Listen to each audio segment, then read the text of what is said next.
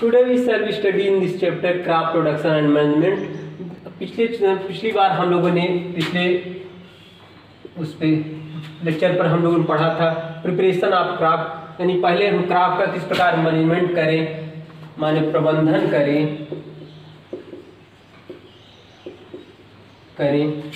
Crop फसल का किस प्रकार,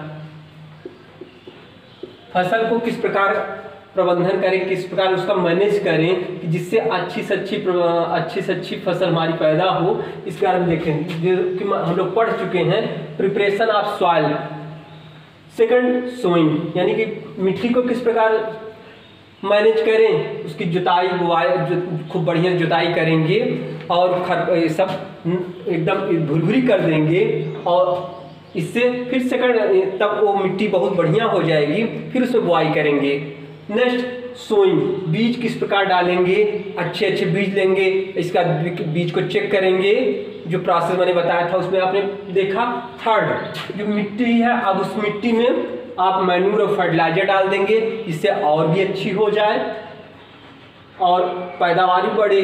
और फर्टिलाइजर की मात्रा बहुत ज़्यादा मैक्सिमम मात्रा नहीं डालेंगे क्योंकि इससे मिट्टी एस्टिक हो जाएगी, जो कि हम लोगों ने अर्लियर पीरियड में पढ़ा था। आज इसका प्रबंधन में ये भी बहुत इम्पोर्टेंस होता है, इरिगेशन यानी सिंचाई भी सबसे ज़्यादा इम्पोर्टेंस रोल होती है।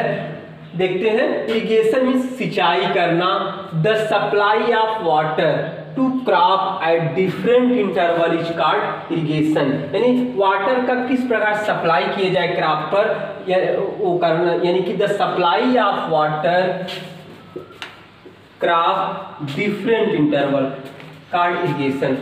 अधिक से अधिक वाटर की सप्लाई होगी, जितनी अधिक सप्लाई होगी जितना फसलों को आवश्यक है। ऐसा नहीं खूब पानी, थोड़ा सा प्लांट, इतना बड़ा प्लांट हुआ उसमें खूब पानी भराई कर दिया, पता चला प्लांट में खूब पानी भर दिया, प्लांट सड़ गया। तो करें जो आवश्यक हो, तो वही करें the supply of water to crop at different interval called irrigation, यानी कि जितना क्रॉप में समय अंतराल जितना हो उसी को हम कहेंगे इरिगेशन कहेंगे।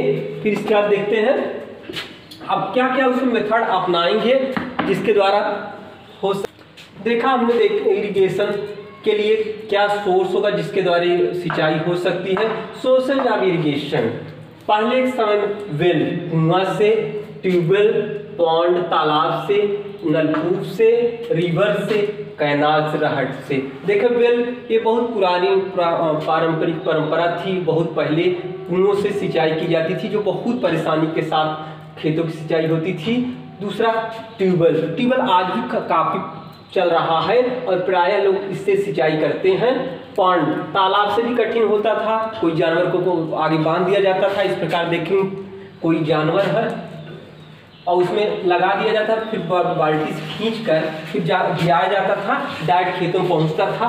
काफ़ी संघर्षमयी ये सब रहते थे, बहुत परेशानी के रहते थे। थर्ड एक जो कि चल रहा है इस समय, ट्यूबवेल से सिंचाई बिना किसी परेशानी के ट्यूबवेल वाले सिंचाई हो जाती है। इसका रिवर के लिए समस्या है, हर जगह नहीं हो सकती, नदी के किनारे ही संभव है।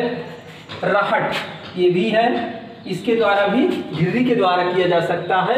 तो ये सोर्स जिसके द्वारा, और रेनफॉल, वर्षा का जल सबसे महत्वपूर्ण हो जाता था। लेकिन भाई समय के अकॉर्डिंग जरूरी नहीं कि जब हमें आवश्यक हो तभी बारिश हो, ऐसा तो नहीं संभव है। इसलिए हमको इन सब के बिना बगैर माध्यम लिए हम कंप्लीट सिंचाई नहीं कर सकते। देखते हैं ट्यूबवेल ही इस समय भी चल रहा है, पाइपिंग के द्वारा खेतों तक जहाँ तक जरूरत होती है वहाँ पहुँचा दिया जाता है। ये देखें ट्रेडिशनल मेथड ऑफ इरिगेशन, पारंपरिक तरीका है सिंचाई का, पारंपरिक तरीका जो बहुत पहले स्टार्ट किया जाता था।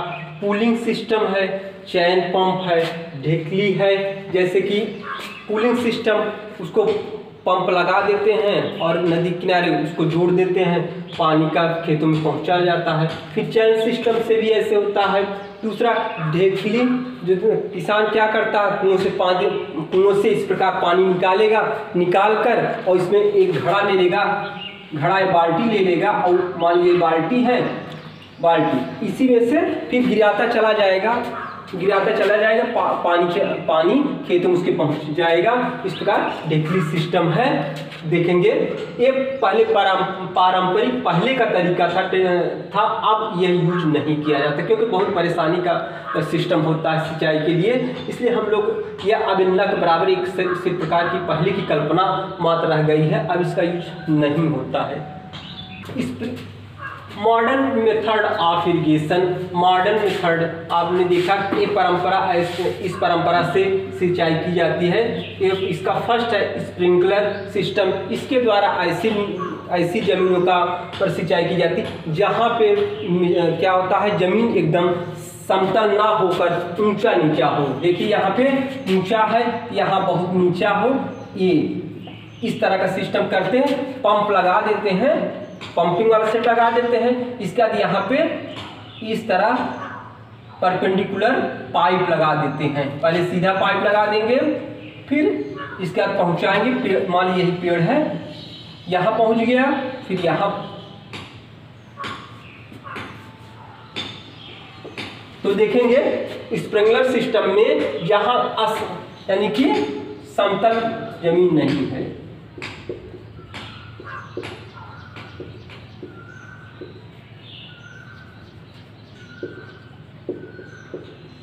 ना होने पर, समतल खेत ना होने पर इस सिस्टम का यूज किया जाता है। अब यहाँ पे एक पाइप यानी यही आपकी पुलिया है, पंप सेट है, इसमें लगा देंगे, एक पाइप लगा देंगे, फिर इसमें कनेक्ट कर देंगे, फिर डायरेक्ट खेत पर पहुंच जाएगा। इस तरह की इसमें सिंचाई की जाती है। सेकंड आ जाता है, देखें स्प्रिंकलर सिस्टम में यह मेन ये सिस्टम यूज किया जाता है जहाँ पे पानी की कमी हो, नॉट सफिशिएंट वाटर, यह सिस्टम यूज किया जाता है।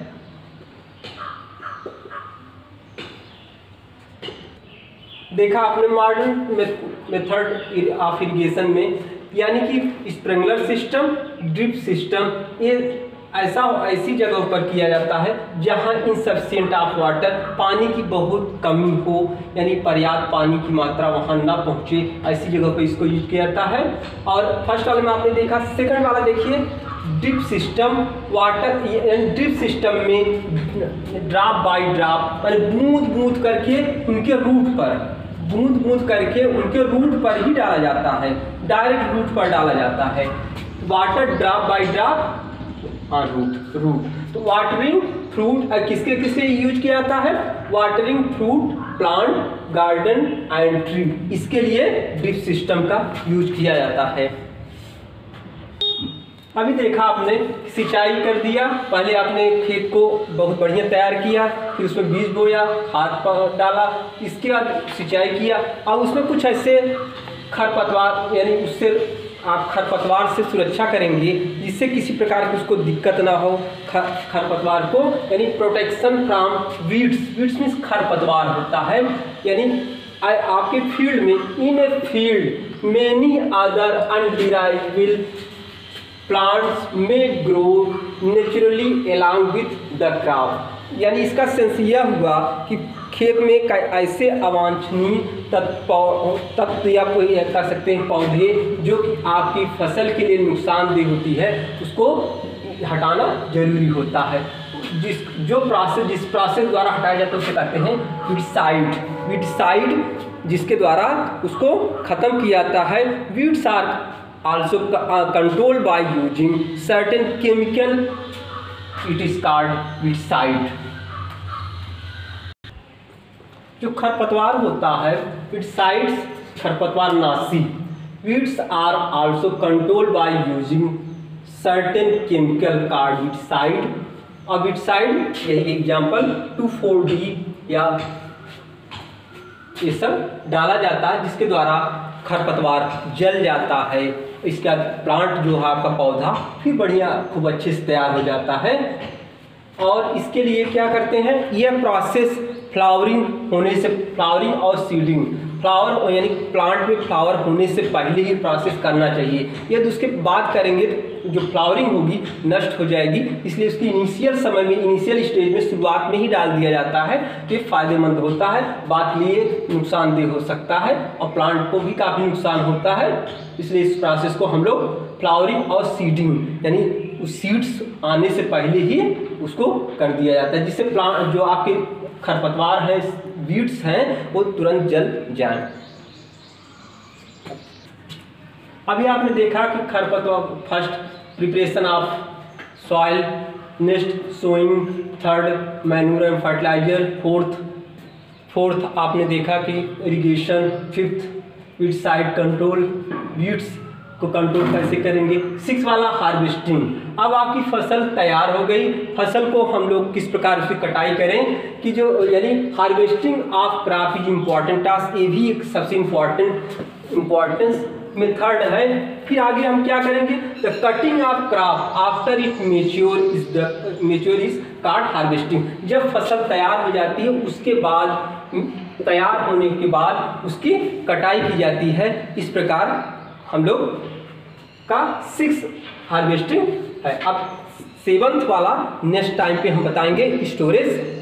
आई होप आप सब समझ गए होंगे। आप बुक से पढ़िएगा, जो बीच में डिफिनीशन लिखवाई गई थी उसको आप रफ में लिख कर उसको तैयार करेंगे। Thank you.